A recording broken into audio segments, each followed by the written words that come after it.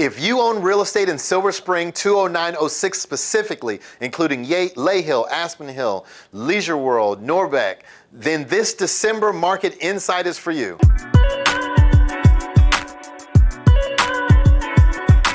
It's me, Melvin Yates, your neighborhood real estate broker with EXIT Flagship Realty.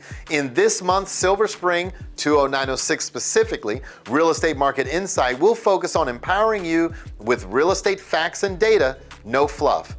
Now I'm going to share the 5 things you need to know as we enter 2022. Plus I'll give you the national data and explain how it's affecting us on a local level. Now don't forget that my office has over 160 awesome realtors serving clients like you in DC, Maryland, and Virginia. And we would love to help you put a real estate game plan together. Now for the numbers.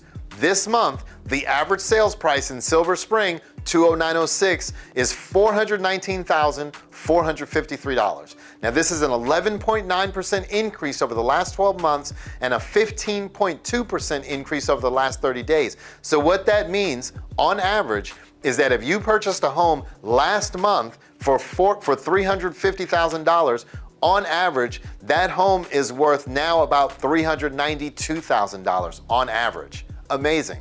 The average days on market, which is the time it takes to find a buyer for a home in 20906 during November, was 24 days, which is slightly behind the county average of 21 days.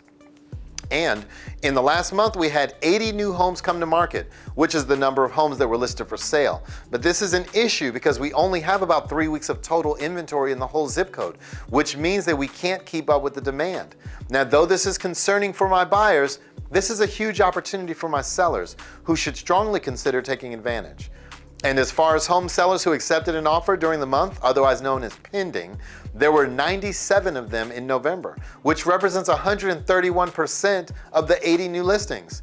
Now, there were 87 homes that sold during the month of November in all of Silver Spring 20906, and that's down 12.1% over last month and down 6.5% over last year this time.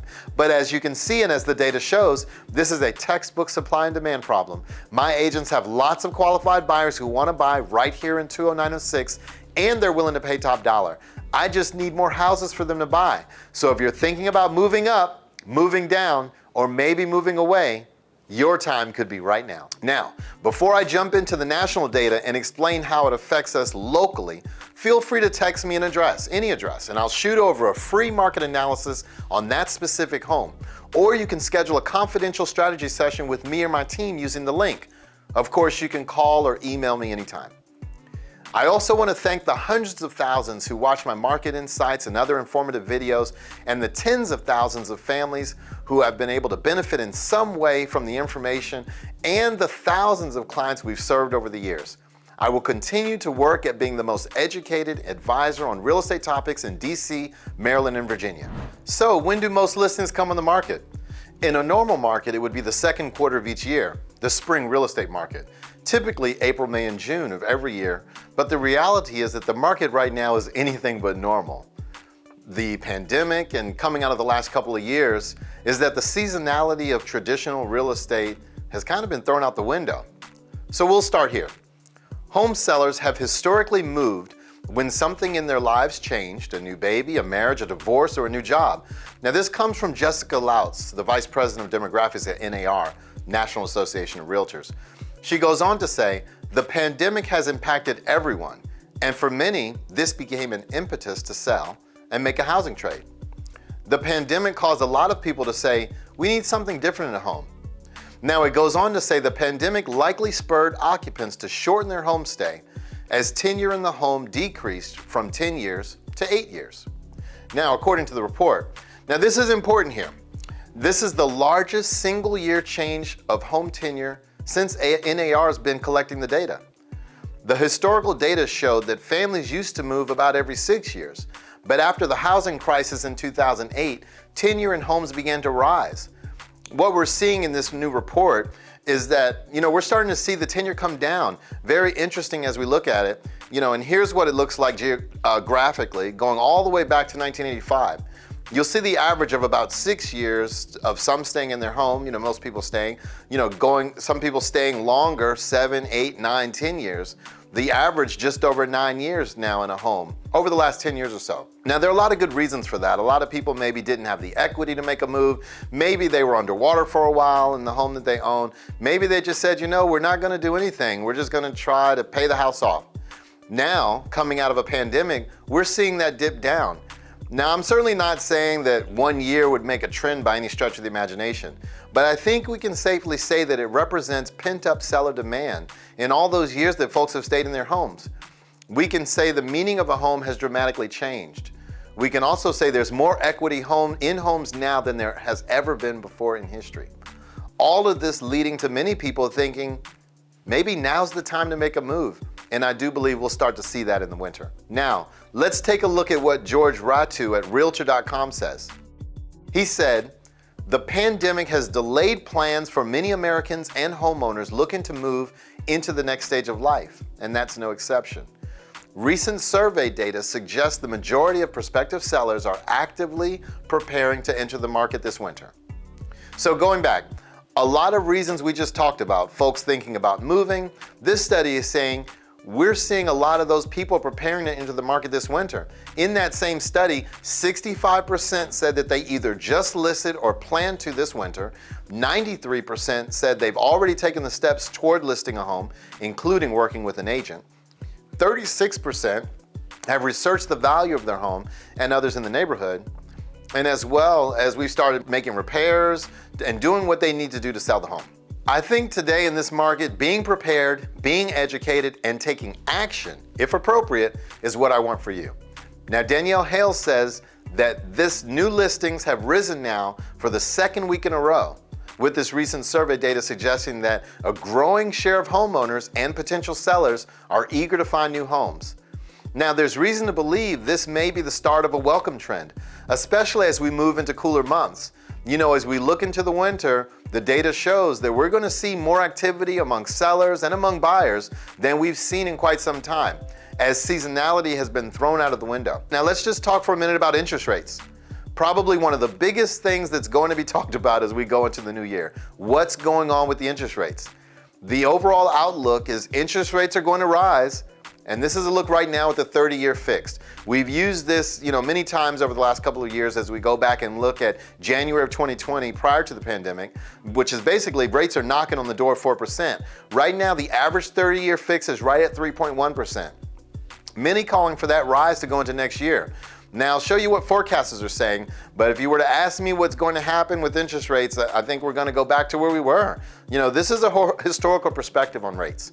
Now, looking back at 2016, 17, 18, 19, around four normal years, I guess, quote unquote, normal years in real estate, and we bounced somewhere between 3.5% and 5%. Now, I think we're headed back there. I think we're headed back into a much more normal interest rate environment. Now, we've seen some phenomenal, awesome rates over the last year or so, historically low rates on a 30-year fix. And I think we're just going to head back to a time where we were prior to the pandemic. The bottom line here is context matters, right now for the housing market and certainly for purchasing demand. The economy is improving, millennials are continuing to age into their prime home buying years in large numbers. So the context remains good for the housing market. And I think overall, as we look at that, we can expect a rising interest rate environment going into next year. Now, I don't see that affecting the housing market dramatically, but it will cost more to buy a home in the coming months and years.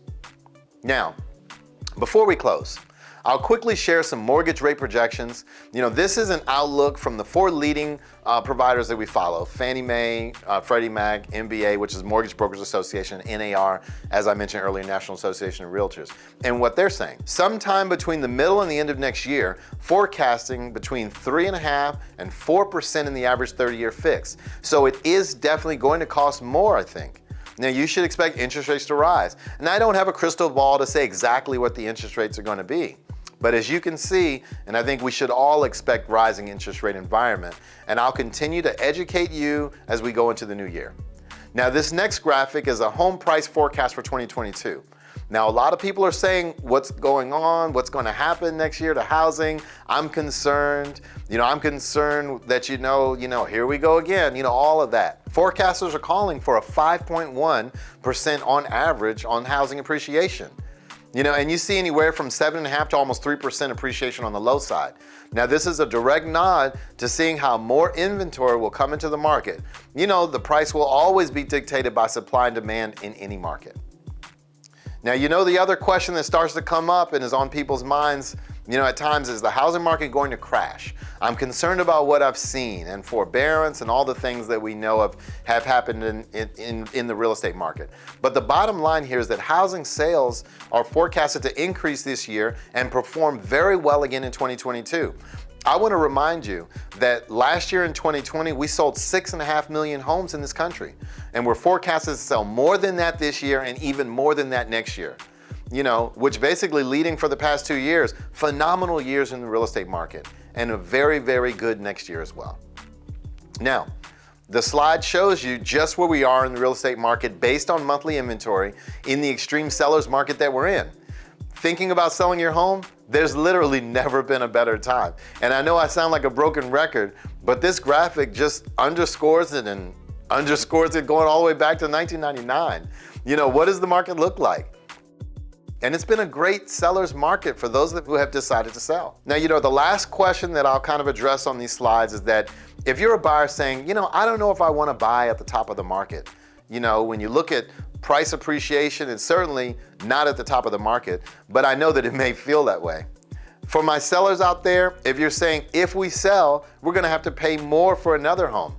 That's why I've laid out the appreciation forecast, so you can see for yourself. Pay attention to the data.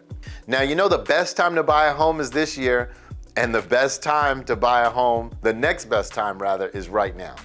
And this was a survey done by the Home Price Expectation Survey. Based on this year, all the way forward to 2026, buying a home, average price home, what appreciation is at stake by buying now versus not buying now? $111,000, just over $111,000 in real appreciation over the next 5 years. So as a buyer, helping you see what's at stake is part of my job.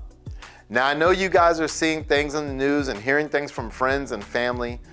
Please know that I will continue to be your rock for all things real estate, giving you the facts and data, no fluff. So if you're thinking about moving up, moving down, or maybe moving away, your time could be now. Feel free to text me an address and I'll shoot over a free market analysis on that specific home, or you could schedule a confidential strategy session with me or my team using the link. Of course, you can call or email me anytime. Thanks.